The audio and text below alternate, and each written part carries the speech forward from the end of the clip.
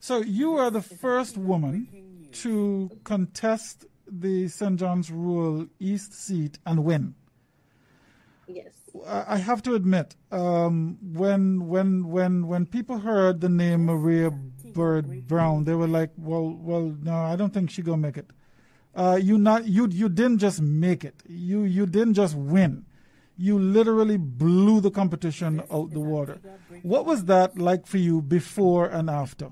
Getting into politics. What was that like? What was the conversations that were going on in your head? Well, I knew for sure that I wanted to get in there in order to help make change and see the change and see through the change that I wanted to be in, right? And so I had a conviction straight off the bat. But my main question in my head would have been about my son. Yeah. And at that point in time, he was much younger. And I wondered how it would have been having two parents being so occupied and how that would have affected him. So that was one thing in itself. Secondly, the constituency is very large. Very large. So, right. So when you ask about the questions that are going through my head at that time prior, I was trying to navigate a way to get to each part, right? And so that in itself was a challenge, given the time that I had at that point in time. And but I knew I could do it. Yeah. So I just did my best, and I tried to reach as many people as I could, and it went down pretty well. Yeah, it went down pretty well. Well, I have to tell you, as somebody who, when I entered the political fray, people say, "Boy, you can't even make it the first day or the second day," and to share planning and strategy. You must have had a very good team. You must have had a good set of people around you. You want to thank any one of them or just big them up? Of course, absolutely. Yeah? Yes, of course. I want to thank my branch and my campaign manager at the time, Mr. Maurice Merchant. They were very instrumental in helping me get out there and meeting the people and organizing different group meetings, cottage meetings, and it worked. It really did work. For the areas that I could not reach, they were able to get out there for me on my behalf as well too, and probably set up phone call meetings and that sort of thing. So I really do want to thank them. And I do look forward to us hitting the road really hard again for this one. Let's now talk a little bit about the constituency, because you're absolutely correct. You have one of those constituencies. Geographically, it is just massive. We're going as far south as, is it Clay Hall and St. Johnson's Village? Yes, it's Clare Hall, St. Johnson's Village, Cedar Valley, Sutherlands, Casada Gardens. Massive. Yeah, Wonderful Gardens. Yeah. So how do you manage? Friesel Road. Friesel Road, of course.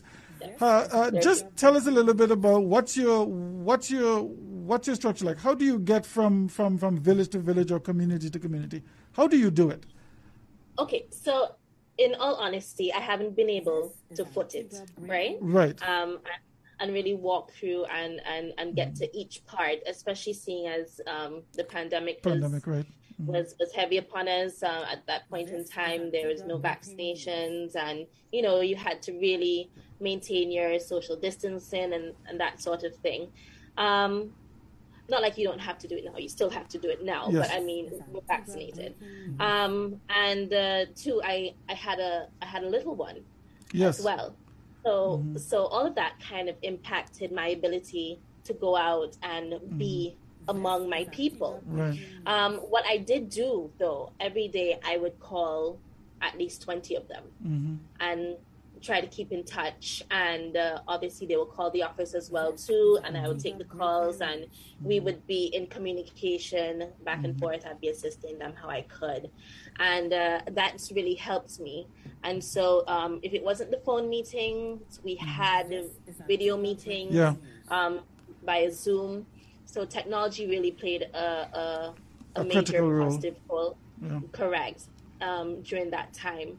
But now that everything's a bit more settled, and hey, we have over 60,000 people vaccinated, I'm definitely out there more, and I'm able to touch more homes and be at the doorsteps and that sort of thing, which I'm very happy about. Great. So that for one is a major plus for me. You know what I would say here, Comrade Winston, and to you, Mrs. Brown Maria. We share honesty here. Yes. Because I have gone in the constituency to clean, and you'll hear people, saying that they haven't seen her and so on. She's been so honest here that she said she's not able to foot it. But at least she make the time to call, as what and seeing it was a COVID pandemic and so on. Most of us, still, have to guard ourselves, and she has this little boy and little son and so on. And it's sheer honesty that she actually uttering out of her mouth right now. Well, yeah. Well, it's a little girl, Blinds. I had a little girl, but